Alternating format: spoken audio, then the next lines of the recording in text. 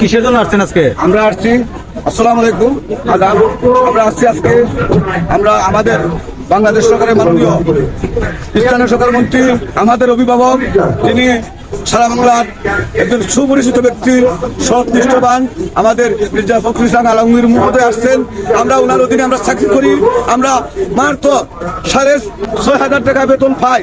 ওনার হাতে আমরা বিনীতভাবে অনুরোধ করবো এবং একটি স্মারকলিপি ওনাকে দিব, যে আমরা আমাদের কষ্ট কথা ওনার হাতে এই স্মারকলিপির মাধ্যমে তুলে ধরবো।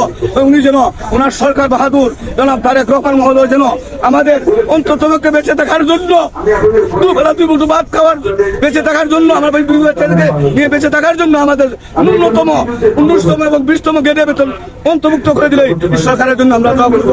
এই সরকারের সমস্ত পরিবারের জন্য আমরা দোয়া করবো। আমরা সুখে থাকতে হবে। আমরা দাবি আর কিছু না, আমাদের শুধু দাবি একটুই, আমাদের 19তম 20তম গ্রেডে স্কেলভুক্ত করার জন্য মাননীয় আমাদের মন্ত্রী মহোদয় এবং অন্যান্য মন্ত্রী মহোদয় যারা আছেন সবারই আমরা গ্রাম পরিষদের পক্ষ থেকে হাজার হাজার সেলুট ও পান্ডারা অভিনন্দন।